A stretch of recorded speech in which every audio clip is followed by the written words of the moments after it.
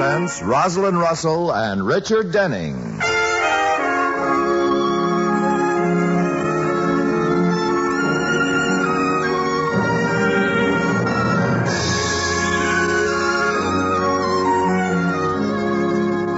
From Hollywood, the Mutual Network, in cooperation with Family Theater, presents The Fence, starring Richard Denning. And now, here is your hostess, Rosalind Russell.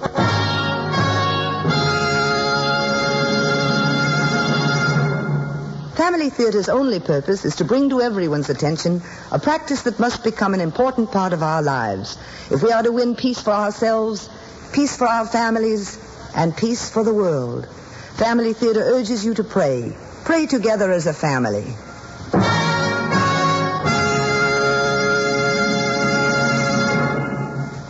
And now to our transcribed drama, The Fence, starring Richard Denning as Vic.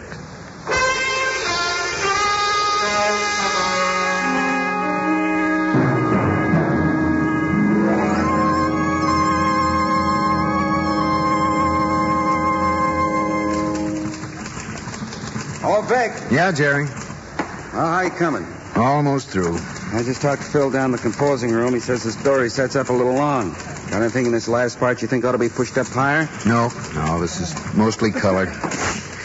There you go. Let's see. Weber ate a dinner of fried chicken, corn on the cob. Typical last mile menu. Murderers all seem to follow the same gustatorial pattern. Well, I wouldn't say Billy Weber fit just any pattern. Run-of-the-mill hoodlum. Maybe. What's this paragraph about a fence? Oh, just a little editorial speculation. I was trying to figure out who he was talking about. Who was talking about? Weber. Hey, what did you do? Send the other stuff downstairs without reading? I read it, maybe a little fast. Oh, you've got the makings of a great editor. Okay, so I was rushed and I didn't read it so carefully. What's this about a fence? The entire quote was in the lead paragraph. Look, Victor, my boy, maybe I don't measure up to Horace Greeley in your estimation, but I do the hiring and firing around here. All right, simmer down. I'm just giving you a rib. Well, save it for later. This has been a hard night. Now, what's this quote about a fence? Well, it was something Weber yelled out just before they put him in the chair. There was some kind of a delay about bringing him in. We'd been told the execution was scheduled for 10 o'clock sharp, and those witness benches start getting a little hard after you've been sitting on the edge of one for 20 minutes. I think it was 5 or 6 minutes after 10 when the door finally opened and the warden came in with Billy Weber behind him, led by 2 guards, and then the chaplain. That's the moment I always find myself thinking, this is where they'll break. This is where it'll finally hit them. I know for a fact all of us were waiting for that to happen with Weber. He was an arrogant punk, probably deserved what he was getting 3 times over. Nothing would have pleased us more than to see him go completely to pieces. But it didn't work out like that. The minute Billy saw us sitting out there on the benches, he turned to the warden and asked if he could say something. The warden told him it would have to be brief, and Billy nodded and then swung around to face us. All I want to tell you is I don't have to be here. These 2 guards, I could have busted loose from them. I just didn't, that's all. But I could have. Like a lot of things. Like with the fence. It's the same thing. I don't have to be here at all. Okay, warden.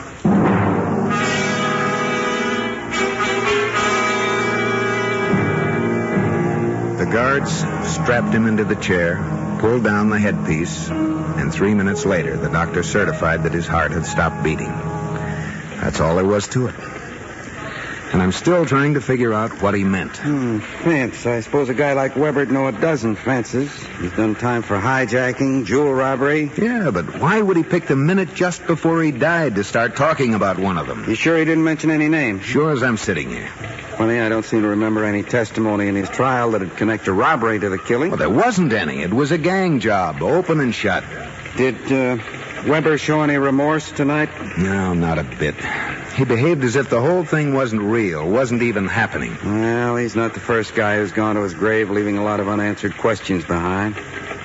Oh, by the way, this feature you're going to do on the Bar Association. Give me a few more days on this Weber yarn, will you? A few more days? What? Just to dig into it. Vic, look, by tomorrow afternoon, Weber won't have as much news value as last week's laundry. You could be wrong. He's a punk who killed another punk, and tonight he got the chair. Where can you go from that? Why did he die saying he didn't have to be there? Who knows? And who's the fence he was talking about? Vic, this is a paper we're running, not a clinic. I've scheduled a series on the Bar Association to start running next Wednesday. Look, first article, 2/3 finished. But Judge Evans... All I need from him are a few statistics. I can line those up in an hour. Jerry, give me till Monday on this Weber thing. That's only 3 days. Well, you don't even know what you're after. I'll know when I find it. You don't even know where to start. He's got a mother over in Jersey. Every hoodlum in the world's got a mother over in Jersey. Also, he had a girlfriend. Name of what? Mary, I think. Well, that sure narrows it down. Well, if nothing else, I can start with that guy Cromer they've got locked up over in the Tombs. Who? The state's corroborating witness. And what do you figure he'll know about Weber? Well, he knew enough to send him to the chair.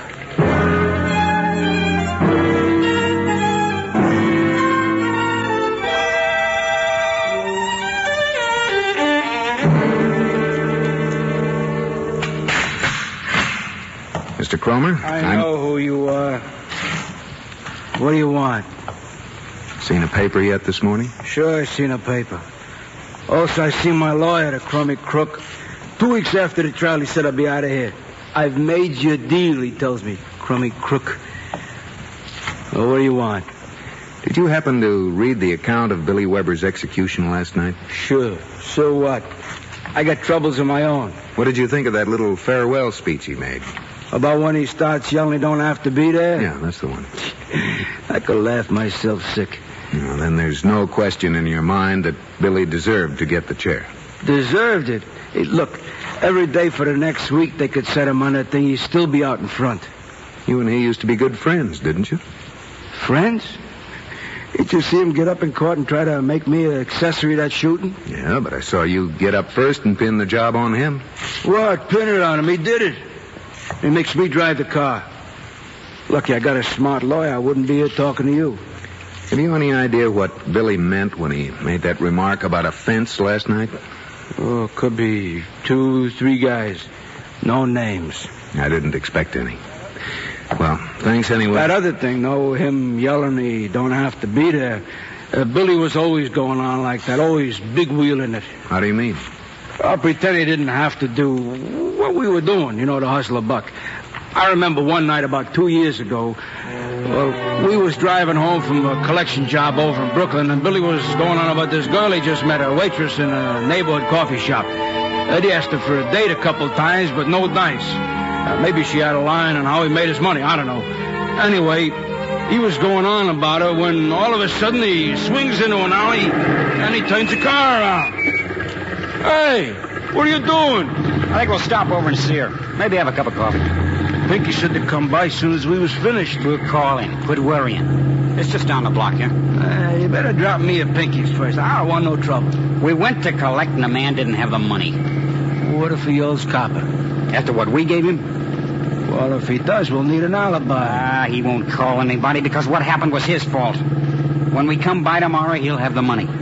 Pinky ain't gonna like that. What do I care what Pinky likes? I don't have to fool with him if I don't like it. Sure, anytime you don't. I don't. I know. You could be a big at me. I could. Oh, sure you make one more crack, I'll stop this car and knock your teeth out. Hey, take it easy, will you? I was just kidding. Then keep that funny look off your face from now on. Sure. Look, don't get sore. I know who I am. Okay, but... And what I can do anytime I want. Oh, boy, that Billy had a real temper when he got worked up. But it was mostly about how he was a great athlete. That's what it set him off. If anyone didn't believe her right away. Well, a couple minutes after he stopped the car that night, though, he was all cooled down, and we drove over to the coffee shop. The waitress finally gave him a date, too, and then they started going together. You wouldn't happen to remember her name? Oh, sure.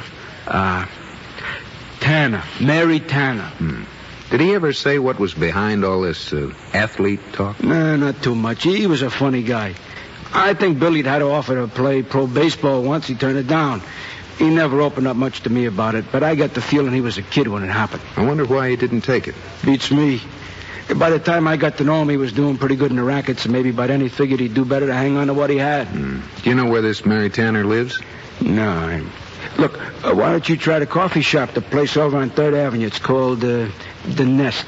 Yeah, they might know. Thanks, I'll do that. Oh, say, on your way out, will you ask if my lawyer's left any calls for me? You bet. Well, he said he'd have me out of here 2 weeks after the trial. Crummy crook.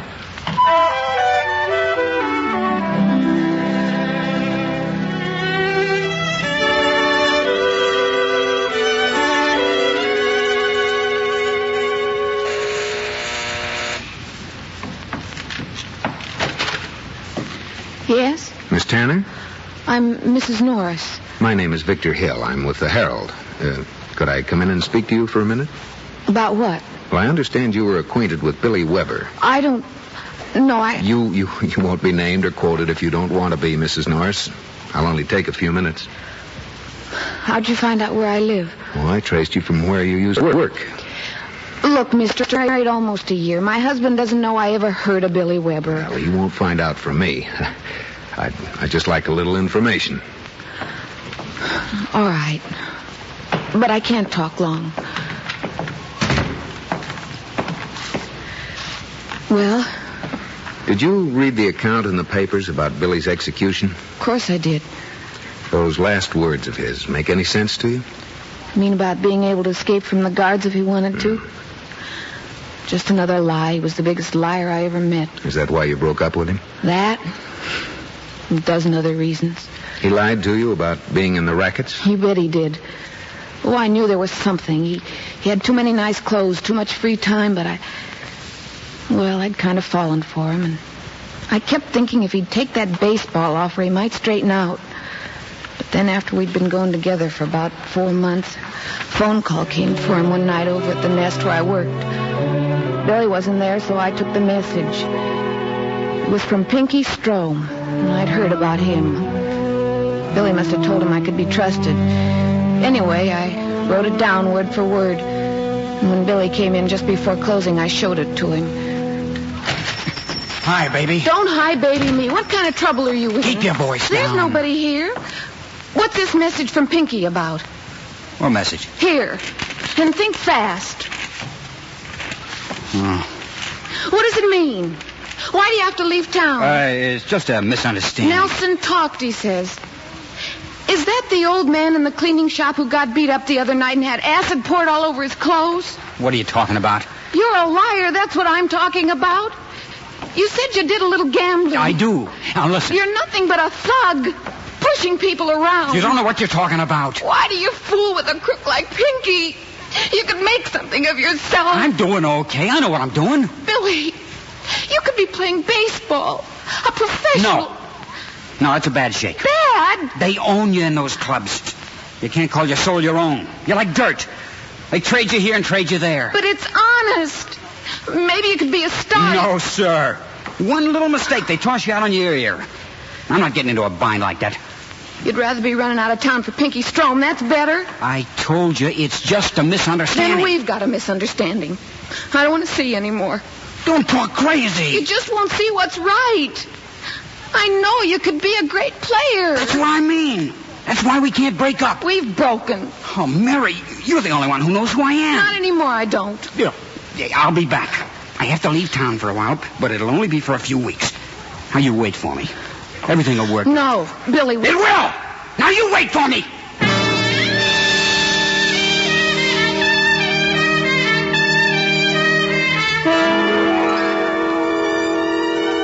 That was the last time I ever spoke to him, more than a year ago. He was gone from town almost 4 months, and by then I'd taken another job. That's where I met Frank, the man I'm married to now. I see. Did you ever meet any of Billy's business associates personally? Well, that fellow Cromer once or twice. He used to come into the coffee shop. How about Pinky Strom? No, I just knew him by reputation. When I read about the murder in the paper, I figured Billy must have killed Strom over some business argument. They knew each other as kids. Did Billy ever tell you the name of the baseball club that made him the offer? One of the New York teams, he said. I'm not sure which. I see. I used to plead with him to go and see them. He was still a young man. But he wouldn't do it. Might have made a big difference. He said he wouldn't play for them now if they begged him.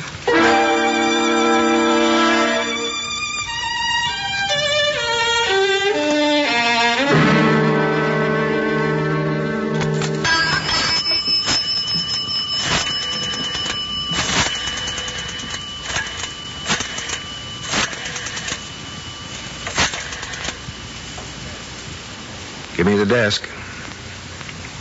Jerry? Vic. Well, I saw Cromer yesterday morning and finally caught up with the Tanner girl about an hour ago. No, not much. The girl says he was a chronic liar, and Cromer tells me the fence could have been anybody. Who called again? Judge Evans. Oh, about that information for the Bar Association series. Well, he wants me to stop by his office this afternoon. What's the rush? Well, I'm just on my way over to see Mrs. Weber, Billy's old lady. Oh, sure, I've gone this far. I might as well finish it, but... No, somewhere over in Corona. Yeah, okay, tell the judge I'll drop by his office about 4.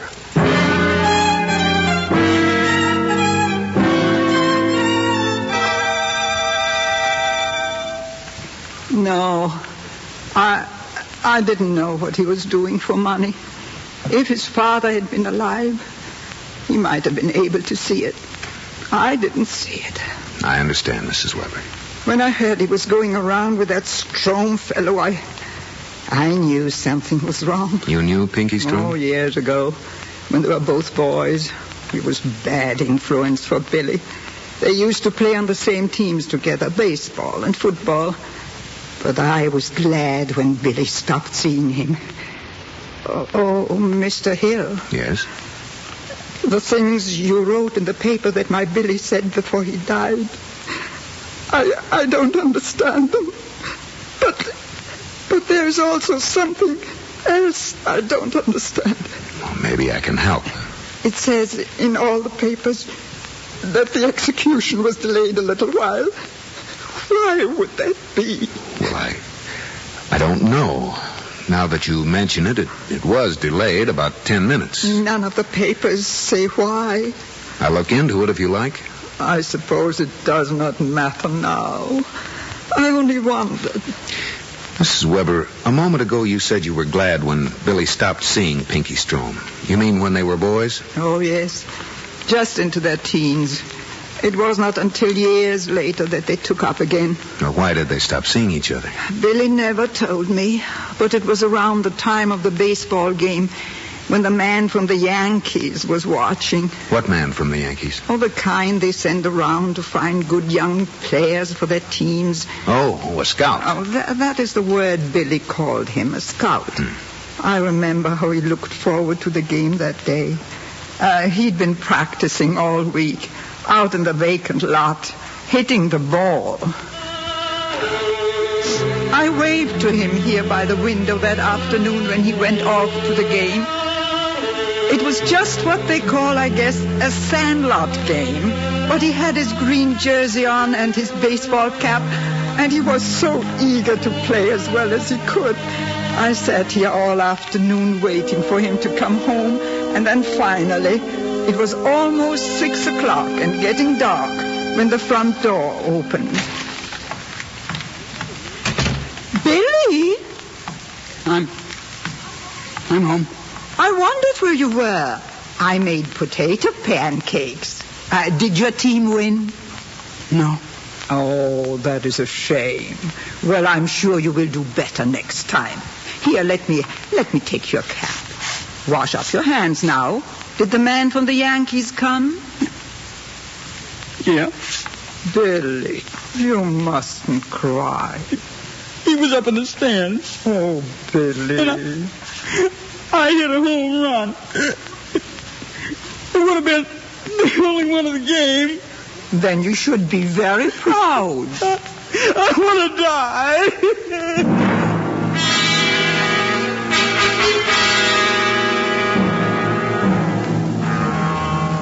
He cried half the night because his team had lost, and he never played with them again.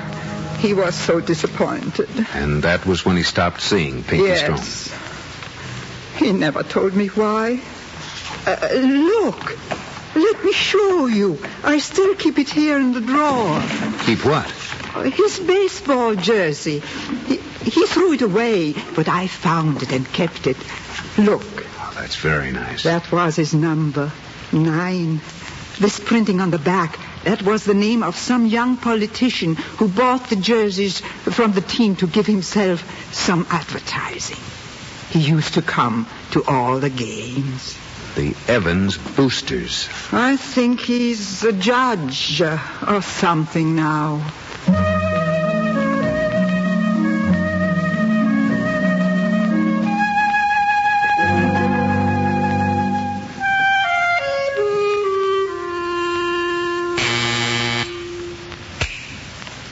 Yes, Your Honor. Very well, sir. Mr. Hill? Yes? Judge Evans will see you now. Right this way, please. Oh, thank you. Mr. Hill to see you, sir. Oh, come in, Mr. Hill. I have assembled as much data as I could for you on the Bar Association, but a good bit of them need explaining. Oh, I think I'll be able to wade through it, Your Honor. Well, just on the off chance you can't, I wanted to take this opportunity to run you over the rough spots. I'm flying down to Florida for a week starting tomorrow, and I thought... Judge Evans. Yes, sir? Why did you visit Billy Weber in the death house 2 nights ago? How on earth did you learn that? Oh, I guess you could call it an educated guess, plus a coincidence. Maybe not even a very big coincidence. I don't think I follow you. Back during the years when you were sponsoring neighborhood baseball teams in this town, how many jerseys do you estimate you bought for kids overall? Must have run into the hundreds. Well, that makes it a small coincidence. It just happens that Billy Weber's mother kept his. I paid her a visit this afternoon. I see. While I was there, she asked me how come Billy's execution was delayed. And then it occurred to me that the warden hadn't explained it. And then you made your educated guess? Let's face it, Your Honor. Not just anybody can barge in at the last minute and hold up an execution. I wasn't trying to hold it up. I just wanted to speak to Billy once more. Why? I suppose I'm talking for publication. You're not if you don't want to be. That's considerate of you, Hill. Well, I don't think it can do much harm now. For all I know, it might even do some good. I don't imagine you know why Billy killed Pinky Strom. No, I guess I don't. The state didn't dwell much on his motive at the trial. It was cut and dried. He was guilty, and that was that. Well, Strom teased him about something for years. That's why I went up to see Billy in the death house. Well, he was guilty, all right, but I felt some responsibility in the matter myself. You? Yes. You see, I did something myself to Billy a long time ago without meaning to, that shook him up pretty badly. I don't say it was the one thing that ruined his life. In fact, it wouldn't have touched any well-adjusted boy. But all his trouble seemed to start from that point, that ball game. And I felt responsible because I'd had a part in it. Mrs. Weber told me something about this less than an hour ago. The day that Billy hit the home run and the scout from the Yankees was there. I should guess that's how his mother would remember it. But that isn't how it happened. And 2 nights ago, when I went to visit Billy in death row, I tried to make it clear to him that he was shortly going to be facing something very real. And that he must stop deluding himself, stop living in a world of fantasy, and realize the truth of what he'd done. Gee, Judge, I never expected to see you again. Hey, Screw, didn't I tell you I had friends? Big friends? Billy. Okay, don't answer me. A lot I need with you. Billy, you've only got 15 minutes to live. I'm trying to tell you something very important. Important? Years ago at that baseball game, do you remember what happened? Sure, I remember. You played shortstop and Pinky Strom was at first. He was not. He wasn't here at all. He played first base. No. He was laughing at me all those years. Billy, he was there. No. But that guy from the Yankees was. Up in the stands watching me. Billy, there wasn't anyone from the Yankees there. There was. I know. I'd told you all 2 days before the game that maybe there'd be a scout in the stands. Every manager tells every sandlot player that, so they'll play as hard as they know how. I saw him in the stands. He wasn't there, believe me, Billy. That's why it doesn't matter about the home run. I hit a home run. What do you mean it doesn't matter? Almost, Billy. You almost hit a home run. And if you had, and if the man from the Yankees had been there, maybe you would have had an offer to play on one of their farm clubs. But you can't go to your death hating the world because it didn't happen that way. You're talking like Pinky. I hit a home run and the scout saw me. The wind took it. It went up and up and up. It might have been a homer, Billy. And the guy from the Yankees would have signed me. Maybe. Just maybe. That's what you've got to understand. But the wind did take it. And it hit the fence. The fence! The dirty, lousy fence!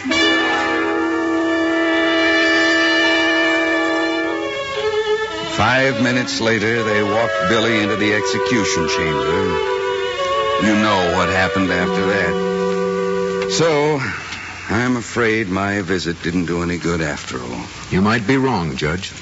Oh? One of the last things Billy mentioned was that fence. Apparently by then it had gotten to be pretty real for him.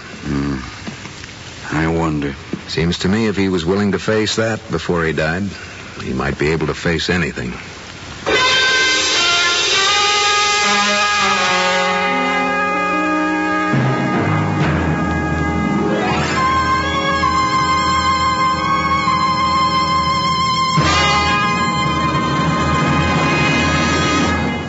This is Rosalind Russell again. An interesting question to ask oneself is this simple little one. What was the best prayer I ever said in my whole life? The most sincere one. The one that came out most naturally. The reason I mention this is because, well, we often hear it said that we, all of us, tend to dramatize prayer, where it ought to be as natural as breathing. We're inclined to think that prayer should be accompanied with mood music, that it should be like a tender and romantic moment. Or, on the other hand, the last desperate stand when only a miracle will save the situation. It is for these times, but these are special times. The best prayer, like the best love, is the constant one. It burns brighter at times, but it always burns. It comes into the mind like the recollection of the constancy of a beloved friend or a husband or a wife. It asks a petition simply as a child asks his father or mother for another little piece of bread or cake. It is the rise of gratitude within us for the sudden realization that we are fortunate in what life has given us. It's like an exclamation in appreciation of the sudden appearance of beauty, as when the sun rises in purple to light a new day, or sets in crimson and gold to mark the close of a finished day. The best prayers are like that. Natural movements of the soul of all of us. And family prayer, that is a natural and a familiar thing in a family, is one of the best prayers, because it illuminates the very reason of the family. And by illuminating it, it binds it together, so that the family that prays together stays together. More things are wrought by prayer than this world dreams of.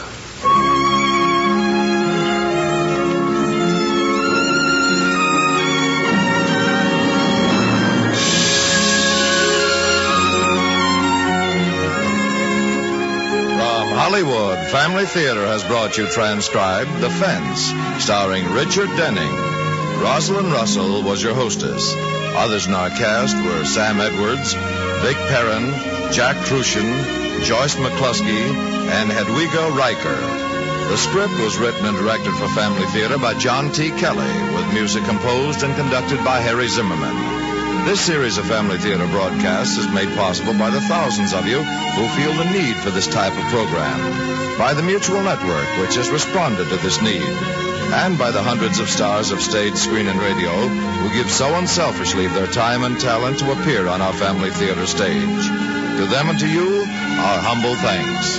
This is Tony Lafrano expressing the wish of Family Theater that the blessing of God may be upon you and your home, and inviting you to join us next week when Family Theater will present The Sob Sister, starring Frank Lovejoy and Joan Banks. Bill Campbell will be your host.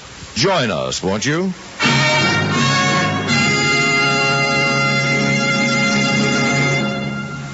Family Theater is broadcast throughout the world and originates in the Hollywood studios of the world's largest network. This is Mutual, the radio network for all America.